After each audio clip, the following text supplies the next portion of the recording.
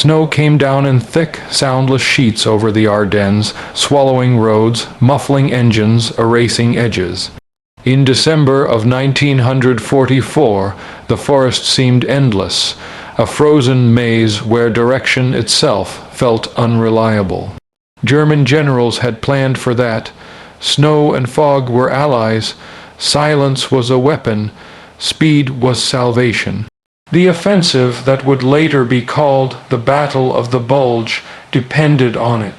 Break through the thin American lines, seize key road hubs, cross the Meuse, and force the Western Allies into a negotiated peace. On paper, it looked elegant. In practice, it ran straight into a place most of them had barely marked in red pencil: St. Vith. St. Vith was not a city in any grand sense.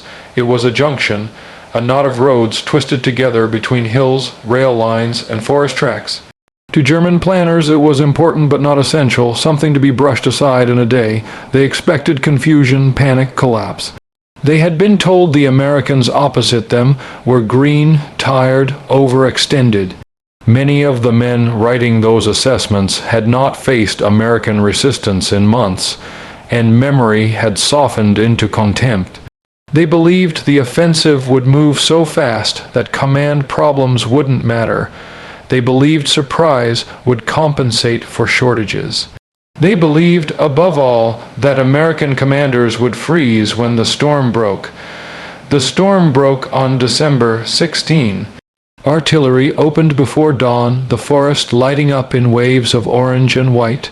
German infantry moved forward under the cover of fog so thick it swallowed men at 20 yards. Tanks followed where roads allowed, engines coughing in the cold.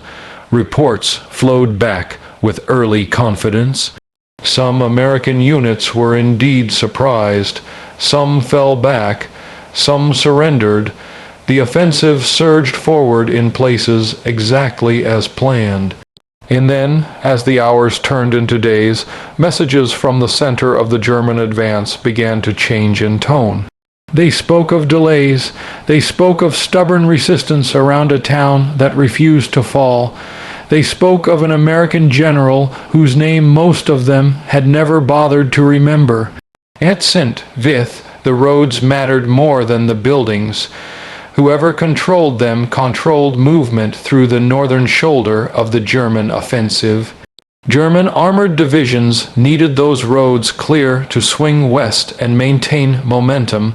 Every hour counted. Fuel was already tight.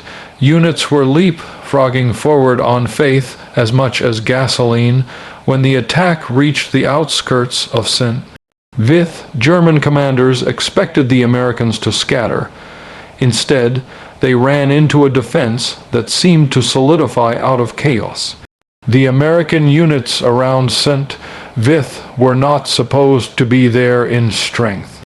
Some were battered remnants, others support units, engineers, clerks, men who had never expected to hold a line against panzer divisions. Yet they were being pulled together, positioned, given orders that made sense. They dug in where terrain favored them. They blew bridges at exactly the wrong moments for the Germans. They set up roadblocks that forced tanks into narrow approaches, killing fields overlooked by artillery and tank destroyers. It was not elegant, it was not pretty, it was effective. The man orchestrating this was Brigadier General Bruce C. Clark, though few German officers knew his name at first. To them, he was simply the American commander at St. Vith. Clark had arrived amid confusion, with units retreating through snow-choked roads, communications breaking down, rumors outrunning facts. He did not try to restore order by shouting or rigid formality. He listened, he asked where units were, not where they were supposed to be. He looked at maps with a practical eye and accepted that perfect lines were impossible. Then he made a decision that would echo through German headquarters for weeks. St. Vith would be held as long as humanly possible, even if it meant being surrounded. German reconnaissance reported American defenses stiffening instead of collapsing. Attacks that should have rolled through met layered resistance. Roads that had been expected to carry armor west were blocked by wrecked vehicles, craters, and determined infantry. Artillery fire came down with uncomfortable accuracy. The fog that had been meant to protect German movement now concealed American shifts and counterattacks. German generals began asking questions. Why was St. Vith not falling? Why were their timetables slipping? Why were divisions scheduled to be across certain phase lines, still fighting for ground that should have been taken on the first day? The answers came back piecemeal and unwelcome. The Americans were improvising. They were using every unit they could scrape together. They were refusing to retreat even when logic suggested withdrawal, and they were being coordinated by someone who understood the value of time better than the Germans did. Clark knew he could not win a decisive battle at St. Vith. He did not have the strength. What he could do was slow the enemy, force them to deploy, burn fuel, expend ammunition, and, most importantly, disrupt the synchronization of the German plan. Every delay at St. Vith rippled outward, throwing off schedules, separating units, increasing confusion.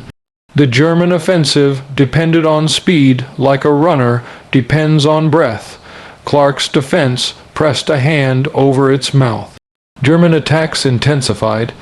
Infantry assaults pushed through snow and trees, supported by armor that growled and lurched along icy roads.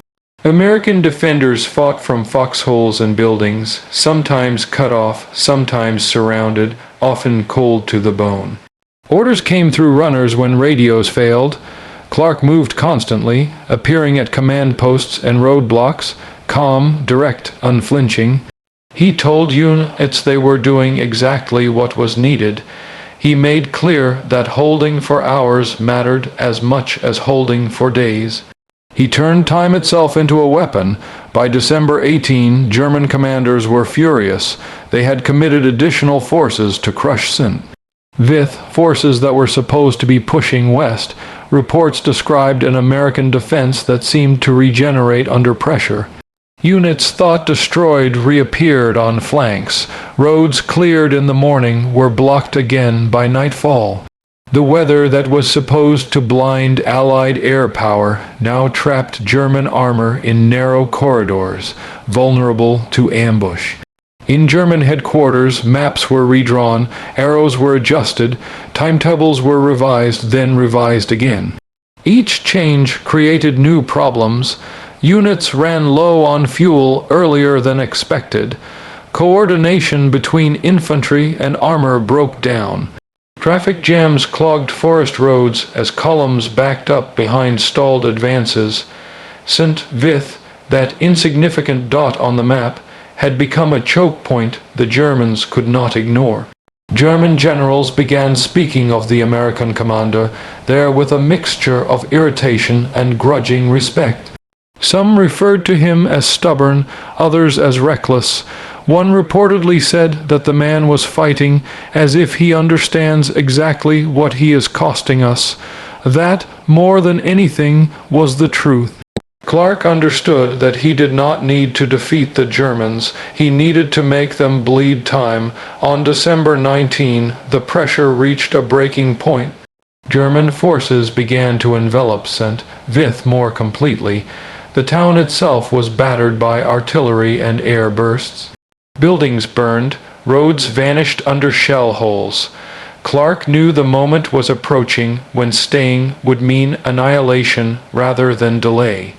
He also knew that by holding as long as he had already achieved something extraordinary. German schedules were in tatters. Units were out of position. The northern shoulder of the offensive was dangerously behind. When Clark finally ordered a withdrawal, it was not a rout.